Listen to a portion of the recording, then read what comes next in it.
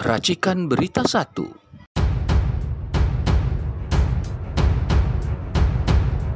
Kemarin itu kan ada berita tentang suatu penyakit yang diduga mau menjadi penyakit untuk pandemi yang akan datang.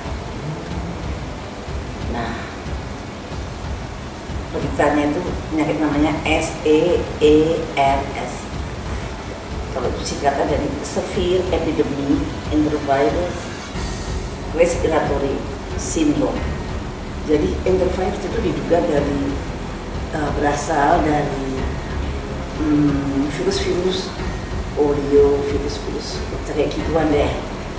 Nah, enterovirus. Jadi kayak respiratory syndrome itu yang terkena paru-paru, jadi orangnya nyesek dan entero termasuk juga di saluran gastrointestinalis atau saluran pencernaan juga kena. Jadi biasanya orangnya diare dan paru-paru. Udah sibuk banget jadi ramai, Bapak, itu seolah-olah penyakit yang akan terjadi. Padahal ternyata SARS ini adalah penyakit hipotesis atau penyakit yang dipakai untuk simulasi sekelompok orang-orang penting di dunia membuat suatu pertemuan yang disebut sebagai catastrophic contagious. Catastrophic contagious itu suatu perhelatan yang diadakan di Brussels, di Belgia, itu pada tahun 2022. Wah, yang datang itu bangsa menteri kesehatan, mantan menteri kesehatan, tapi bukan dari Indonesia ya, dari Afrika, dari Eropa dan Amerika. Mereka bertemu di Brussels untuk meeting untuk apa? Untuk membuat simulasi pandemik. Kan gila ya. Ngapain membuat simulasi? Nah, membuat simulasi pandemi supaya siap nanti kalau ada pandemi, supaya siap bagaimana mereka harus merespon, apa yang nanti kamu bisa jual pada waktu gitu loh, pada waktu pandemi mungkin begitu ya. Nah, itu tuan rumahnya atau hostnya itu ada 3 dari Johns Hopkins Hospital, kemudian WHO dan Bill Gates, tentu saja yang punya Bill Gates ya. Nah, itu mereka mendiskusikan kalau penyakit SARS ini menjadi pandemi, apa yang harus kita perbuat? Kamu bikin vaksin ya, misalkan gitu. Jadi membagi-bagi kerjaan kalau nanti ada pandemi SARS. Namanya ini hypothetical diseases, jadi penyakit yang dihipotesiskan untuk muncul di next pandemi. Wah, karena menimbulkan ketakutan orang banyak, maka di-hoaxkan. Di luar negeri hoax. Menteri kita juga ikutan meng-hoax. Padahal sebetulnya dasarnya apa hoax itu? Udah yakin bahwa bukan ini, kalau next pandemi nggak ada seorang pun tahu kecuali orang-orang tertentu yang pasti merahasiakan. Nah, kok tahu, kok dihoaxkan? Nah, kemudian ternyata hal simulasi tersebut itu pernah terjadi ketika tahun 2019. Pertemuan seperti itu juga, pertemuan di bulan Oktober tahun 2019 di New York. Pertemuan itu juga di hosting atau di create oleh WHO, bukan WHO, oleh Johns Hopkins Hospital, kemudian oleh Johns Hopkins Hospital itu bagian tertentunya dari Johns Hopkins Hospital. Kemudian Bill Gates sama seperti tahun 2022, tapi yang bukan WHO ini, ada ini WEF, World Economic Forum. Aku nggak ngerti kenapa WEF ya, maksud WEF kok ngomongin tentang pandemi. Tapi waktu itu pandemi itu dibicarakan pada 2019 itu pandemi tentang virus corona. Dan ternyata 2020 pandemi corona muncul dengan COVID ini. Terjadi. Jadi ternyata terjadi beneran. Dan kalau kita urut lagi ternyata di WEF kemungkinan pandemik yang dahsyat akan terjadi itu diomongin di WEF pada tahun 2015 di Davos. Nah, jadi seperti ada benang merah gitu. Nah sekarang kenapa yang 2022 dibilang hoax? Padahal ada sejarahnya loh di tahun 2019 dan seperti hoax itu ternyata terjadi betul-betul di 2020. Tapi yang 2022 itu sampai sekarang belum terjadi. Tapi saya mengira sangat mungkin bahwa pandemi itu akan ada. Apakah tahun 2025 atau tahun yang lain saya nggak ngerti. Tapi kemungkinan besar tahun 2025 terjadi. Kemungkinan besar. Kalau pada simulasi itu dia mengatakan kemungkinan bulan April kira-kira.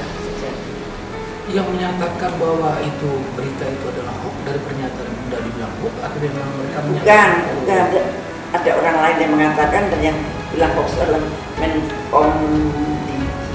Menkominfo yang baru ini. Oh, si Mutia? Ya, mungkin. Bukan ya, bukan yang Mutianya, mungkin ada juru bicaranya kan kementerian yang ngurusin hoax, bukan menterinya. Oh, kalau dulu kan komedi itu kan apa Pak dia kalau sekarang baru Mutia.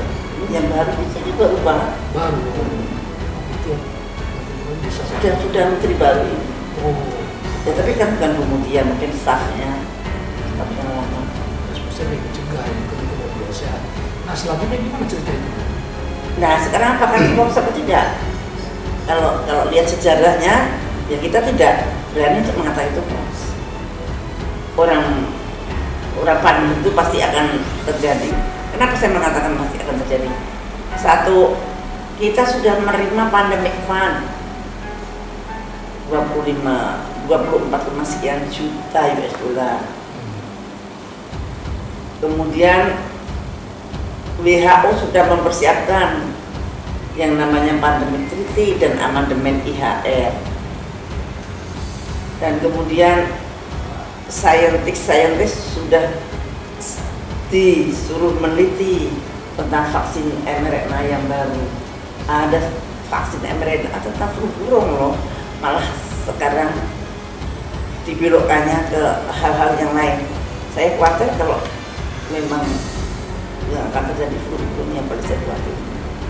Ini karena angka kematiannya tinggi sekali. Bicara masalah forum ekonomi WEF, forum ekonomi World Economic Forum. Ini kalau di sini kita baca, ini sebenarnya forum yang semua organisasi non profit.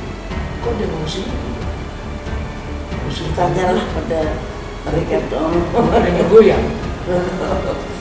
Ya mestinya dia juga nggak ngurusin pandemi, tapi ya mereka matanya sangat sedih. Ekonomi dunia mungkin sudah sedang stuck. Bagaimana caranya menggerakkan ekonomi untuk bergerak kembali? Ya paling gampang dengan panen. Kamu berapa ratus ribu triliun ya bergerak, iya, merubah segala-galanya. Yang tadinya online, perdagangan online tidak ini sekarang ini. Karena pada waktu ada lockdown, nah semua tidak bisa ngapa-ngapain kecuali dengan menggunakan internet. Artinya pun kalau ekonomi forum ini non profit, lalu dia mau bekerja sama untuk masalah kerjasama. Yaitu ya non profit, organisasi yang baik-baik untuk memikirkan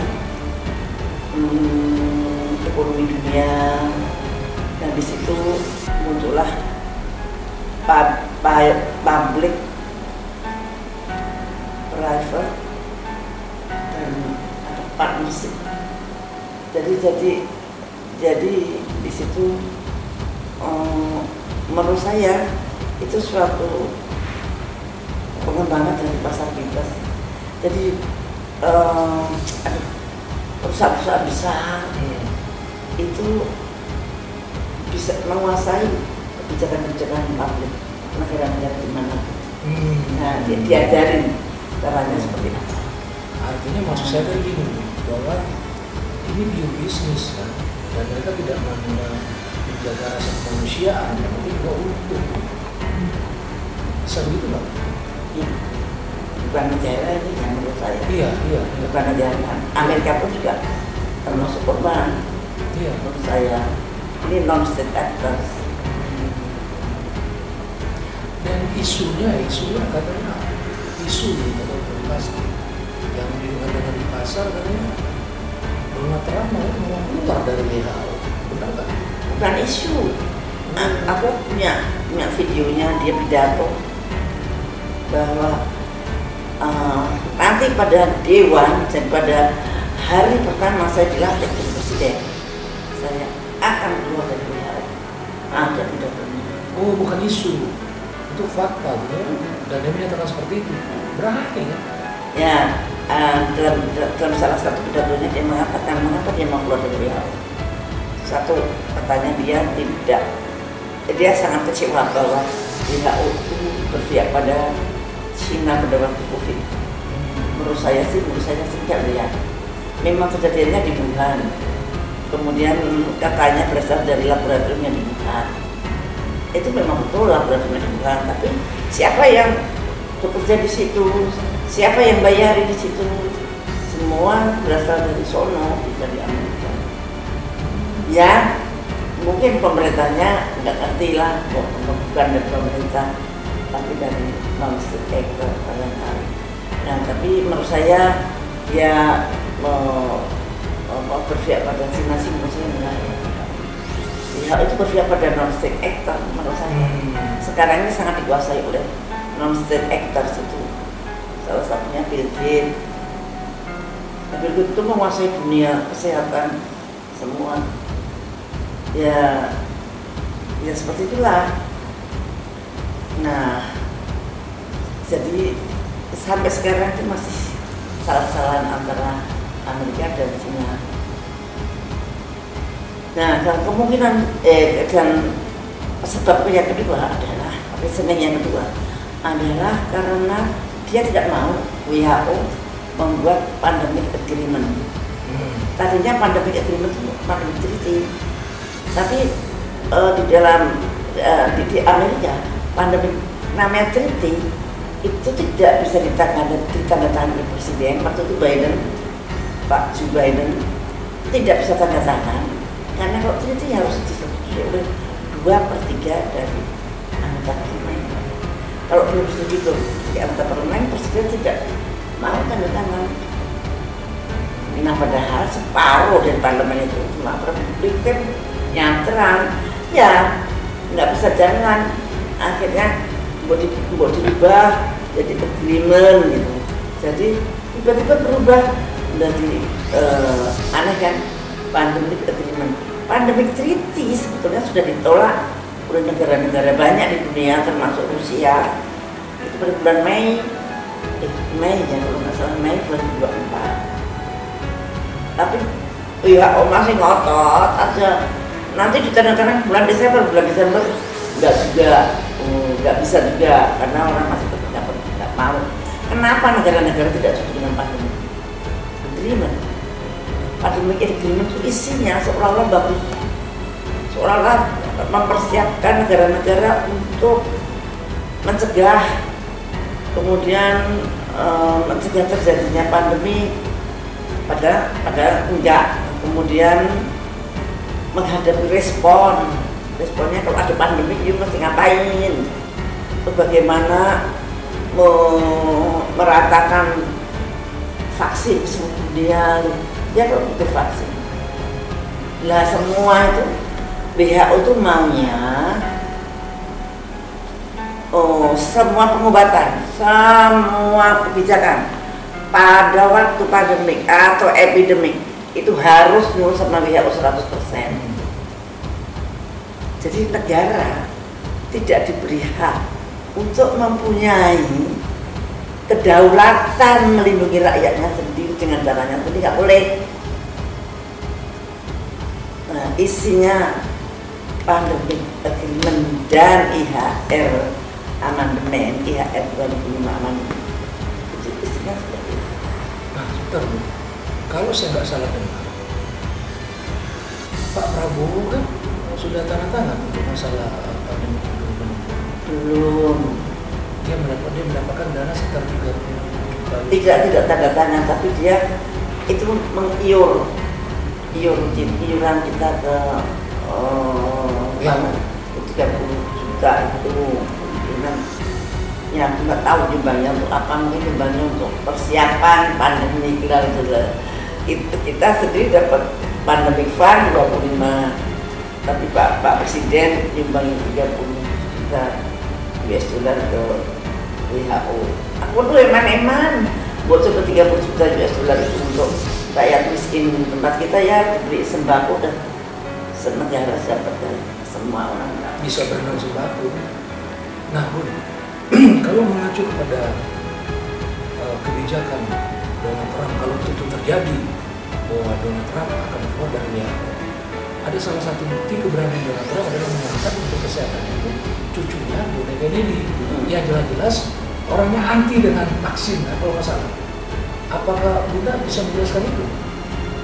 Ya, untuk saya sangat happy sekali karena saya mengikuti terus ketika Robert F. Kennedy Jr. itu tadinya dia mengajukan diri jadi presiden juga, dan bentuknya banyak banget. Ya, musuhnya WHO, musuhnya vaksin, musuhnya pandemi yang dibuat-buat, wah galak banget. Akhirnya dia ikut Donald Trump, tapi aku tuh jadi menteri kesehatan yang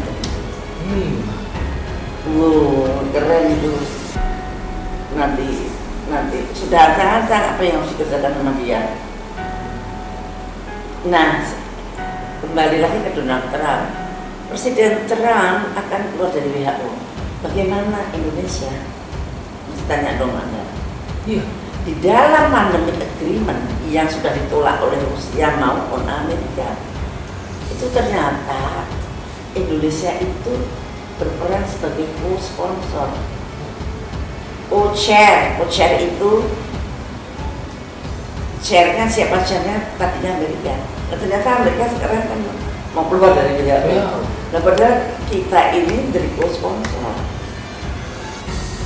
Mestinya kita harus berani untuk tidak setuju dengan pandemi maupun IHR amandemen, karena itu merugikan rakyat banyak. Lucunya, segala sesuatu yang merugikan kita ketika pandemi itu semua tertera di dalam pasal-pasal itu semua termanifestasikan di dalam undang-undang yang sudah diketok zamannya Pak Jokowi, namanya Undang-Undang Nomor 17 Tahun 2023 kan masih Pak Jokowi.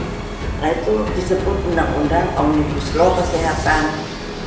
Aduh, itu kalau mereka mau jualan vaksin, maka vaksinnya harus laku untuk Indonesia semua. Kita bagian dikejar-kejar supaya membeli vaksin itu. Ada juragannya di sono. Nah, kalau tidak mau disuntik vaksin, maka bisa dipidana atau didenda 500 juta rupiah. Nah, kalau itu undang-undang loh. Iya, itu kan undang-undang yang dikeluarkan oleh era Jokowi. Pasal 44. Iya, tahun 2020. Kalau Bunda menyarankan kepada Prabowo apabila Bunda apa yang Bunda akan sampaikan tentang undang-undang ini? Ya, undang-undang itu harus direvisi. Jangan ada mandatory vaksin. Mandatory vaksin itu pemaksaan hak asasi manusia. Pak PJ juga pasti marah. Kita itu punya otoritas terhadap tubuh kita mestinya. Kalau kamu mau disuntik, kamu mesti tanya, kamu mau nggak tak suntik? Nah, ini dia, you mau nggak mau, saya suntik, saya kasih vaksin. Kalau nggak mau gimana? pidana. Nggak lucu tuh itu. Itu namanya kayak zaman perbudakan. Itu undang-undang kita loh, disahkan sama Pak Jokowi.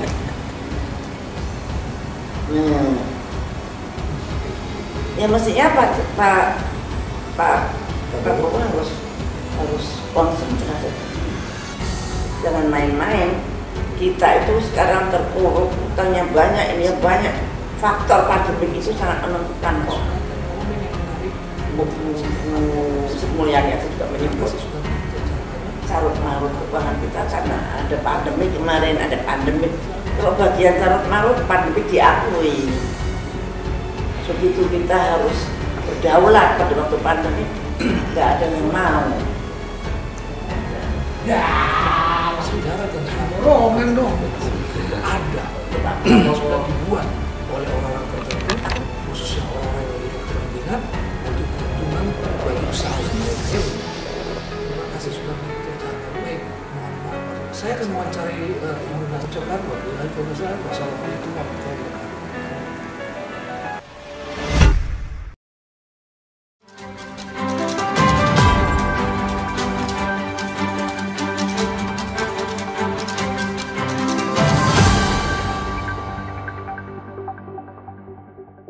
Racikan Berita 1.